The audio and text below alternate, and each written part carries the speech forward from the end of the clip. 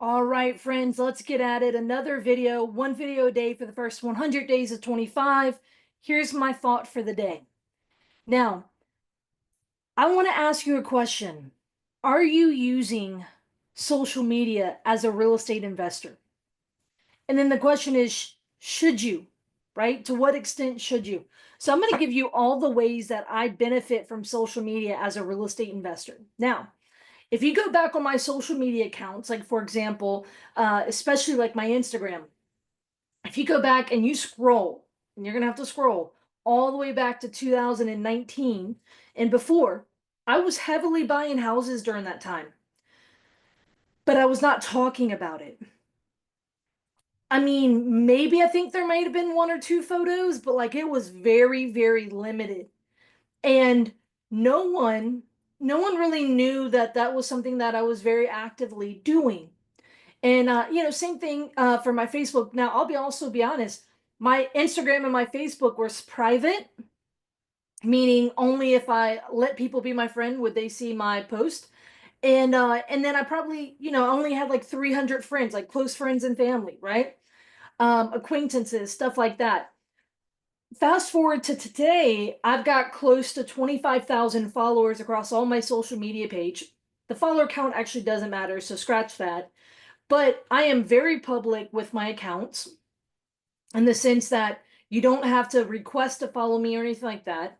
You can just, click to follow. My Facebook and my Instagram, I am very active and open talking about what I do in real estate. And to this date, I have bought a number of properties through social media. And let me explain. So back in the day, pre 2019, I guess I was more private. I guess I just really didn't see the value in it. And I do have to give credit due where it belongs. I did go to a 10x growth conference with Grant Cardone. Don't love him for real estate stuff, but I like him for marketing stuff. And he said something that really, I mean, it's what clicked for me, right? And maybe that's what you need, right? But he said, "Hi, my name is Grant Cardone, and if you don't know what I do and how I can help you, that's my fault." And I truly got to this point where, I had a mentor challenge me if I asked, neighbors, cousins, people that are not in my immediate life, but who know me, if I asked them what I did for a living, what would they say? And so I did, and most of them thought that I was a real estate agent, which I've never been licensed. I am not someone who helps people buy and sell houses. I'm an investor. I buy houses. I stop foreclosures. I have a very particular skill set. And so that told me that my message was unclear and people in my life didn't know what I was doing. So if they were getting behind on their mortgage, do you think they would actually pick up the phone and call me? I believe they wouldn't, right? Because if they don't know what I do, if it's not clear, that's an issue. The second part of that is social media allows me to stay top of mind. This year, 2025, I have bought two properties. Both came from referrals. The first one that I bought was someone who I've been friends with on Facebook. I used to coach them in CrossFit. It's been years since I coached them in CrossFit, but we're still friends on Facebook. And she sent me a message. She said, "Courtney, do you still buy houses as is?" I said, "Hey, I hope you're doing well." "Yes, I do. How can I help?" "Well, Courtney, one of my best friends is in trouble. They need help. They're trying to sell their house as is." And I said, "Great, here's my cell phone number. Have her give me a call." Her friend called me. I went over to the house, saw the house, made an offer, bought it, closed on it. It was the first deal I closed on in 2025. Now, that is a deal you could say I technically bought off of Facebook. I have never paid for ads. Okay. I've never paid for, the sponsored ads or whatever. I'm not talking about buying properties off of social media in that regard, like that you have a post that you sponsor or whatever, and you pay for marketing through it. No, what I do is I just share my journey. I share how I can help people. I share, when I go take a look at a property, which a lot of times I'm managing other people who are managing the projects. So, but when I do go see properties, I put them in my stories. I post about them. I share about it. My goal is I want it to be very clear what I do. I don't want people to confuse me that I'm trying to buy and sell houses or something as a real estate agent. Not that I have a problem with real estate agents, but I have a problem with people not knowing what I do and how I can help them, right? So you remember that quote from Grant? It's like I want to take that personal responsibility. I had one of the local real estate investor meetups. They interviewed me years ago at this point, maybe 21 or 22, something like that. They interviewed me and put it on their YouTube channel. Well, I got an email from someone. They said, "Hey, I just saw your interview. I was looking to get into real estate investing when I lived in Louisiana, but I've since moved. I never really got around to getting into buying properties. But I watched, I've kind of stayed up, with the real estate investor meetups by watching them on YouTube." I'm like, okay. And she goes, "I really liked your story. I really like how you approach things. And I need your help. Um, I want you to help my parents."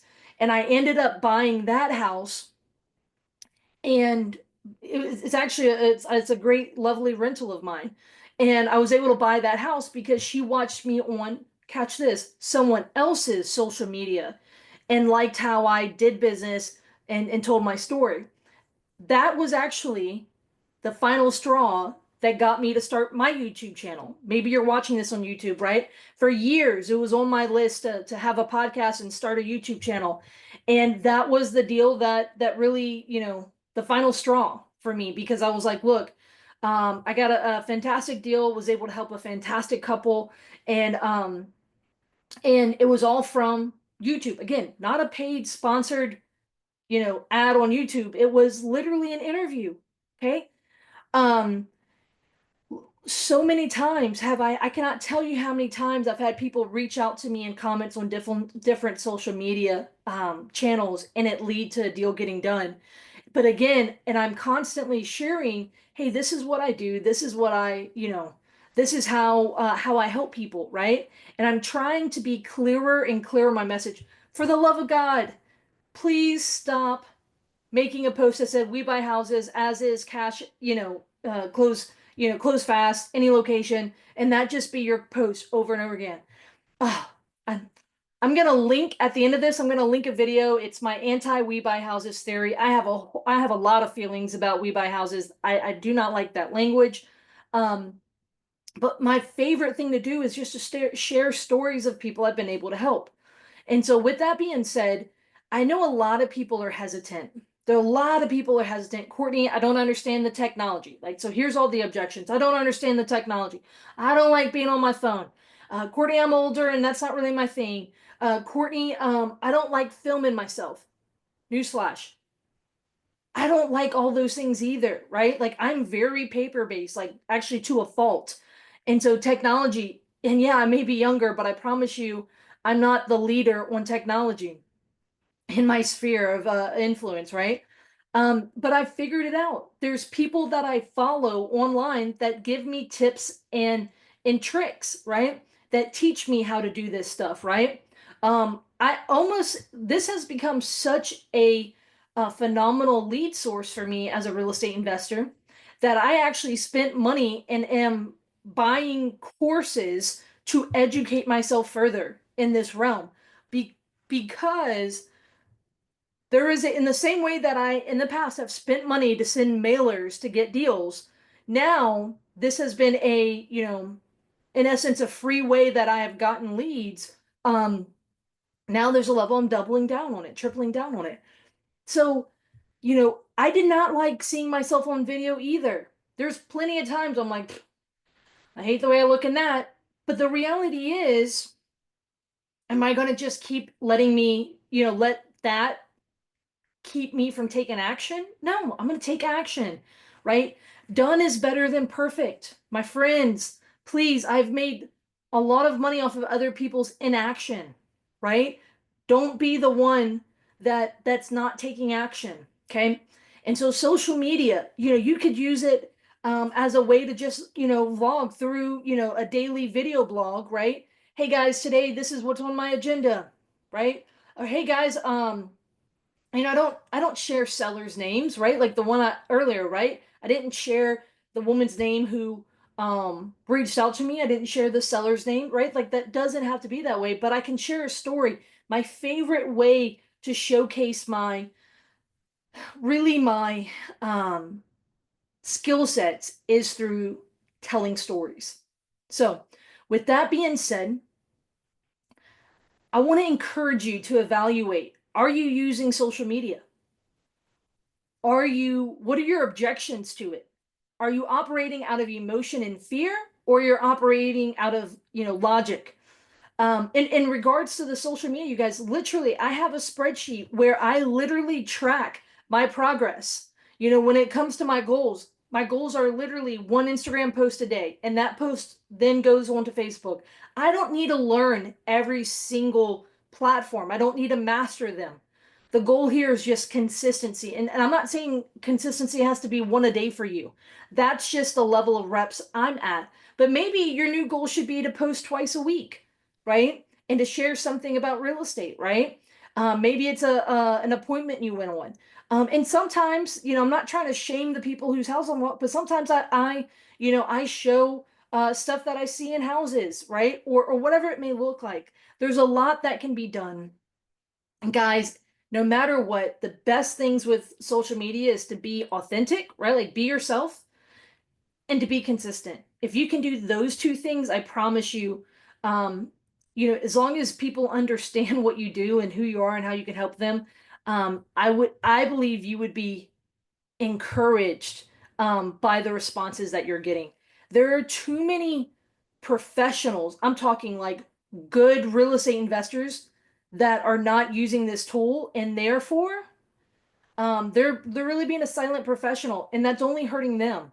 The other night I went to an investor meetup, and the guy was talking about how he's struggling to find leads right now. I said, dude, you're a killer in this market.